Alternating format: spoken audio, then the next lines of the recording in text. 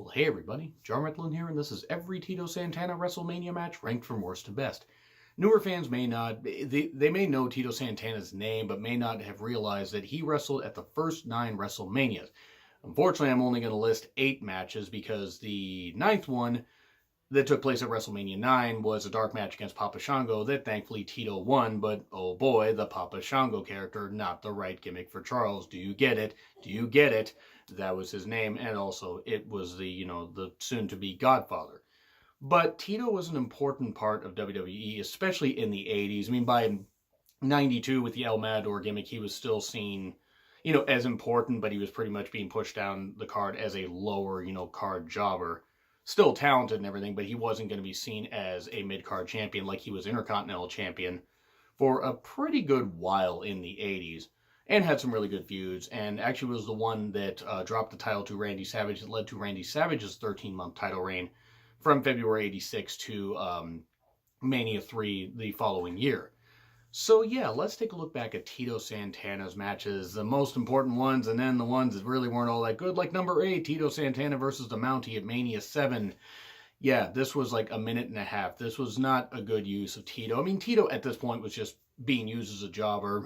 The Mountie, they tried to make the Mountie matter, but it really wasn't until the Quebecers happened that he even took the guy seriously, even though his theme, the Mountie always gets his man, is always something that sticks out to me. But when your most famous run was being Intercontinental Champion for 2 days just to put over Roddy Piper, and that was about a year after this, not exactly the best, most memorable run for a singles guy. It wasn't that the Mountie was bad, but they were trying to smash him over and have him win some squash matches, and this wasn't really that good. It wasn't really a good use of Tito. That's the one thing about some of the earlier Manias. They had some pointless matches, and this was one of them. Things got a little better after this next match. It's number 7, Tito Santana versus the Executioner at Mania 1. The first ever match at a WrestleMania. First ever match. This is what you saw. Tito Santana facing the Masked Executioner, a mask-wearing guy, because apparently I cannot say the word masked very well. This was decent. I mean, Tito won, thankfully. Thank fucking Christ he won. But yeah, not exactly that great. Still, it was cool to see Tito Santana, who had been with the company for a number of years before this, gain the chance to, hey, this is how we're going to open. And Tito, you have the opportunity to get the crowd hyped. And to be fair, he did what he could. Executioner, didn't really care about that character. Even back then, you're like, well, it was a pretty cheesy gimmick. We get to number 6, though, which took place at Mania 6. It was Tito Santana versus the Barbarian. This was less of a throwaway match than the following year when he faced the Mountie. Not that great, though. Barbarian did end up getting the victory, as he should have. I mean, Tito jobbed a whole lot on any of the pay-per-views that they had, even though he was still seen as an important piece to the puzzle. But yeah, wasn't the best use of his skills, but they were trying to get the Barbarian over, and by God did they ever. He was a really good power guy, really agile. That's the one thing that a lot of people tend to forget about the Barbarian. Somebody that in Jim Crockett Promotions and in a couple other territories was a really good talent. He was good in WWE. He was good in WCW with Ming, the Faces of Fear. Don't mess with Ming. Dear God, I hope Ming doesn't hear me say anything bad. I would never say anything bad about Ming because I don't want to die. But back to this match. It was power versus speed. Barbarian won. Cool. Number 5, Tito Santana and the British Bulldogs versus Dangerous Danny Davis and the Hart Foundation at Mania 3. Covered this in the British Bulldog match. The British Bulldog match listing. You probably find a link up there. Where the only reason this wasn't the Hart Foundation and the British Bulldogs is because Dynamite had suffered a horrific back injury. So shameful, so felt so bad for the guy, except Dynamite was a piece of shit. But, let's focus on Tito. Tito was a great addition to help the British Bulldogs and disguise the fact that Dynamite really wasn't the performer he used to be as he was dealing with the injury. Tito could always work well in 6-man tags, just tag matches, singles matches.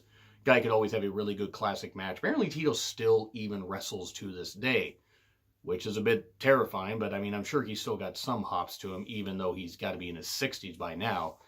But still, it was a good match in front of that big Mania 3 crowd. This was a good way to keep the crowd hyped and still get the Bulldogs and Hart Foundation in the ring. It just couldn't be a title match. due to the fact that they were worried about Dynamite's back. And Tito had a good performance here. Number 4, Strikeforce versus the Brainbusters at Mania 5. I almost ranked this one a bit higher, but then I remembered, okay, wait, no, the match at the previous Mania actually deserves to be ranked a little bit higher than this. Previous one, as far as Mania 4, which I'll get into in a bit.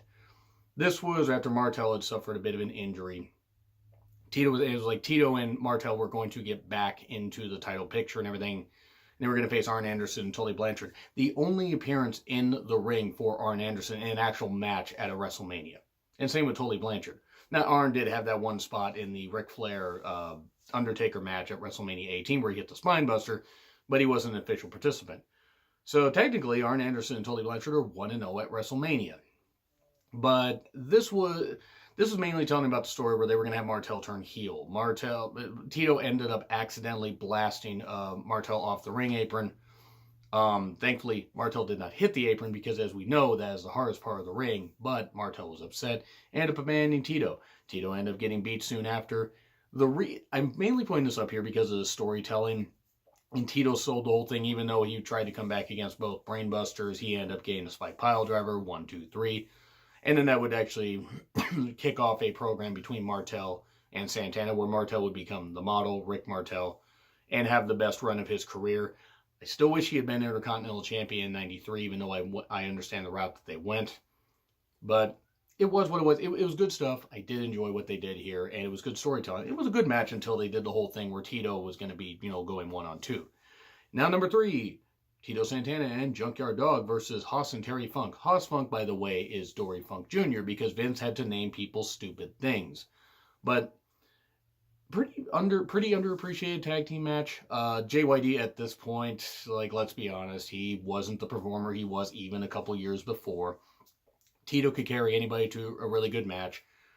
Dory Funk and Terry Funk still had plenty. Well, Dory Funk Jr. still had plenty left in the tank, even though it was a bit odd. I tend to always forget that Terry had a bit of a run in WWE in the 80s. He didn't last very long, probably because Terry did his own thing, and Vince just didn't get Terry Funk. In fact, I'm pretty certain that was the reason. But really good match for what it was. Santana, again, working well in tag teams, able to kind of not necessarily drag, but carry JYD to a good match. And given the Mania 2 didn't have a lot of great, memorable moments for the right reasons, this was actually a pretty good match for what it was. And then we get number 2, Strikeforce versus Demolition for the tag titles at Mania 4. This is the match I alluded to earlier. It was a great match and actually kicked off Demolition winning tag team gold being in a tag title match at 3 straight WrestleManias.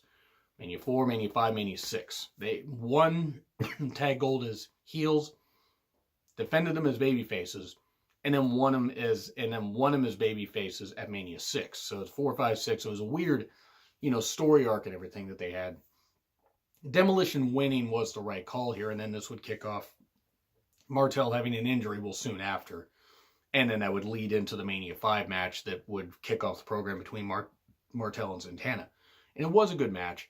Yeah, okay, you could argue that the dirty tactics, Fuji's cane, all that stuff and everything shouldn't have maybe happened. But it was the way that Fuji kept heat. And the Demolition were heels at the times. Axe and Smash, by the way. Brian Adams' Crush had not been added yet. It was what it was. It wasn't great. Overall, it wasn't the greatest tag title match, but it was really enjoyable as far as storytelling. And Martel and Santana, often forgotten about, as a pretty goddamn good tag team. And Martel was one of those guys that you really could appreciate as a tag team wrestler also. I mean, hell, he carried Tom Zank to being, to looking like a star.